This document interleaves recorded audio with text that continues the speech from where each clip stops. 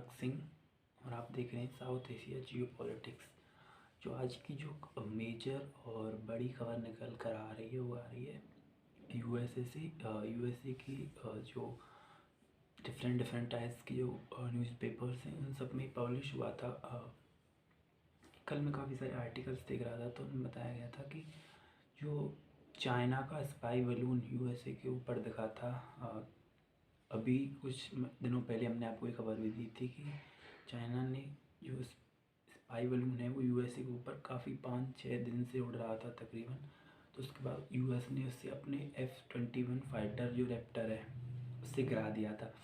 लेकिन अब जो न्यूज़ हैं और जो खबर हैं जो आर्टिकल्स पब्लिश हो रहे हैं उनके हिसाब से ये जो स्पाई बलून था ये ना सिर्फ चाइना बल्कि इसके अलावा इंडिया, ताइवान, वियतनाम और कंबोडिया जैसे जो डिफरेंट कंट्रीज़ हैं उनके ऊपर भी देखा गया था। और अब जो यूएसए का जो डिपार्टमेंट है फॉरेन सेक्रेटरी है यूएसए की चेयरमैन है एनडी शेरमैन, उन्होंने एक मीटिंग की थी वॉशिंगटन डीसी में।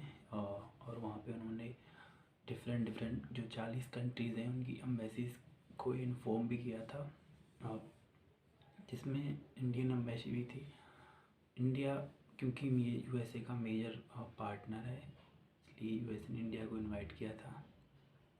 इसके अलावा आप देख सकते हैं कि जो इंडियन एम्बेसी है और उसके द्वारा ये बताया भी गया था, उस मीटिंग में इन्फॉर्म किया गया था कि इंडिया का जो आइलैंड्स हैं जैसे कि अंडमान एंड निकोबार आइलैंड, उनकी जो कैपिटल सिटी थी पोर्ट ब्लेयर, वहाँ पे उसके कुछ फुटेज थे जो जनवरी महीने में देखे गए थे।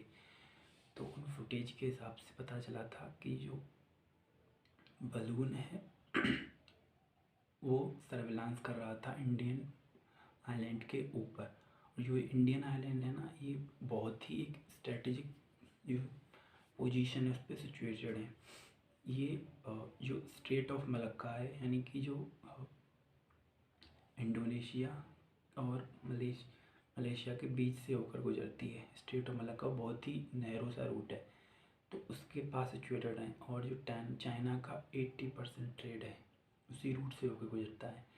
तो ये स्ट्रेट ऑफ मलक्का में वहाँ से होकर चाइना का 80% रूट गुजरता है। और इंडियन आर्मी और एयरफोर्स का जो बेस है वो अंडमान और निकोबार आइलैंड पर है। तो जो स्पाई बलून था इसके कयास लगाए जा रहे हैं, इसकी ये उम्मीद है कि ये इंडियन जो आइलैंड्स हैं उनके सर्विलांस के लिए एंड उनकी निगरानी करने के लिए, जैसे कि वहाँ पे कई सारे आर्मी के ब्रिगेड्स होती हैं, जहाज होते हैं वहाँ पे, नेवी के आर्मी के भी होते हैं। तो उस हिसाब से उनकी देखने के लिए काफ़ी कंट्रीज़ के ऊपर देखा गया था। तो इस मीटिंग में ये भी बताया गया है कि अब तक ये पता नहीं चल सका कि चाहे बलून जो है किस तरीके का है। तो इस पर जो डिफरेंट कंट्रीज़ हैं उनकी तरफ से अभी बात की जा रही है। धीरे धीरे निकल कर खबर सामने आएगी। जो अंडमान और निकोबार आइलैंड्स हैं वहाँ पर कुछ ही महीनों पहले इंडियन गवर्नमेंट ने 75,000 करोड़ के प्रोजेक्ट्स के लिए मंजूरी दी थी। इनकी कॉस्ट तकरीबन 8 से 9 बिलियन डॉलर की है। तो 8 से 9 डॉलर जिसमें एक पोर्ट्स बनेगा, नया मेगा पोर्ट्स जो भी उस रूट से ट्रेड होता है उसको हैंडल करने के लिए।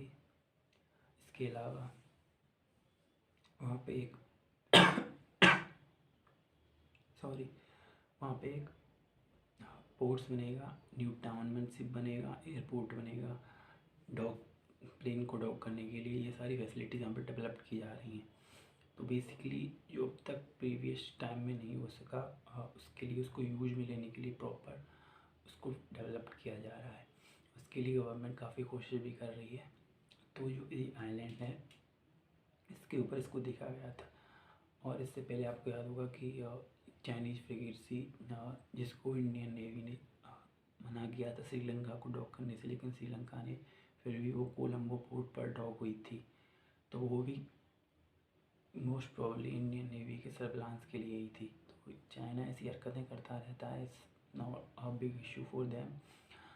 इसके अलावा जो यूएस है उसके जो प्रेसिडेंट हैं जो बाइडेन, उन्होंने चाइना को डायरेक्टली थ्रेट भी किया है। उन्होंने कहा है कि अब तक हम उनसे कह रहे थे कि हमें कंपटीशन चाहिए, वॉर नहीं, लेकिन हम उनको चेतावनी देते हैं कि अगर उन्होंने अपनी हरकतों से बाज नहीं आए तो हम एक्शन लेने के लिए कैपेबल हैं।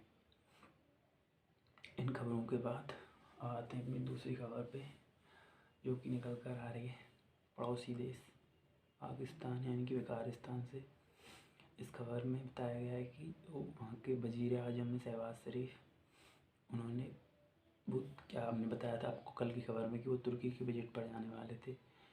तुर्की के फॉरेन मिनिस्टर हैं, वहाँ की फॉरेन ऑफिस है, वहाँ की तरफ से स्टेटमेंट इशू किया गया है कि अभी ना आएँ। इस्तांबुल से ये इशू किया गया है कि अभी ना आएँ, क्योंकि जाहिर सी बात है कि वहाँ पे डिफरेंट जो ऑपरेशन चल रहे हैं, रेस्क्यू ऑपरेशन चल रहे हैं, तो उनकी गवर्नमेंट उस चीज़ में बिजी होगी, या फिर वो इन लोगों को रेस्क्यू करने के लिए या फिर इन लोगों के वेलकम के लिए आएंगे। तो वो अपनी मीटिंग्स कर रहे हैं डिफरेंट ग्रुप्स के साथ। दुनिया भर की टीमें वहाँ पे गई हुई हैं, जैसे कि आपको हमने कल भी बताया था कि दुनिया भर की टीमें, दुनिया भर की कंट्रीज़ ने अपनी अपनी हेल्प टीमें वहाँ पे डिप्लॉयड की हैं। इंडिया ने भी भेजी थी, और जो वहाँ के एम्बेसडर हैं उन्होंने इंडिया के लिए थैंक यू भी बोला था इसके लिए। तो अब पाकिस्तानी बोल रहे हैं कि भाई उनकी बेइज्जती हो गई। अब पाकिस्तानी बड़े चिल्ला रहे हैं, ट्विटर पे ट्वीट किए जा रहे हैं, उनके जर्नलिस्ट सब बोल रहे हैं कि भाई कैसा प्राइम मिनिस्टर है, बेइज्जती करा दी, बेइज्जती करा दी। वो भाई तुम्हारी बेइज्जती कब हो गई ये बताओ? तुम्हारी इज्जत थी कब जो बेइज्जती हो जाएगी? जब तुम्हारा प्राइम मिनिस्टर भीख मांगने जाता है यूएई में, सऊदी अरब में, चाइना में, यूनाइटेड नेशंस में, अमेरिका में, जेनेवा में, तब तुम्हारी बेइज्जती नहीं होती? तुम्हारा आर्मी चीफ जाता है 3-3 4-4 दिन के विजिट के लिए, तब तुम्हारी बेइज्जती नहीं होती?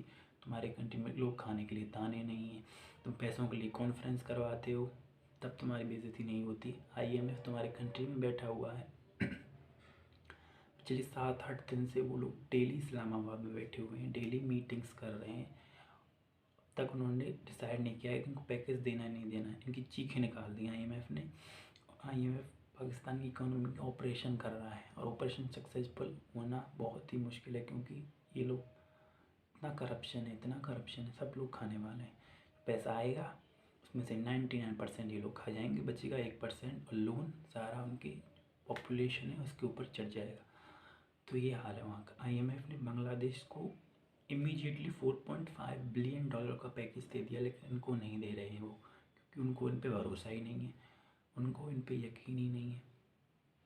तो शहबाज शरीफ साहब और उनके फॉरेन मिनिस्टर बिलावल भुट्टो बिल्लोरानी विजिट पे जाने वाले थे तुर्की, लेकिन तुर्की की गवर्नमेंट ने विजिट कैंसिल कर दिया, ये कहकर कि अभी ना आए, बाद में आइएगा कभी। यानी कि बाद का तो उन्होंने कहा ही नहीं, उन्होंने अभी कहा अभी ना आए। तो ये लोग फाइनेंशियली मदद करते हैं, जैसे कि हर कंट्री कर रहा है, वो इनके बस की बात नहीं है, खुद की हालत बहुत ख़राब है, तो वैसे तो मदद कर नहीं सकते। तो उन्होंने सोचा वो मुसलमान भाई हैं, वहाँ पे जाते हैं, हर चीज़ में रिलीजन घुसेड़ देते हैं अपना, तो वहाँ पे जाने की कोशिश कर रहे थे। तो उसके बाद उन्होंने इनको कैंसिल कर दिया, क्लियरली मना कर दिया कि आप मत आइए।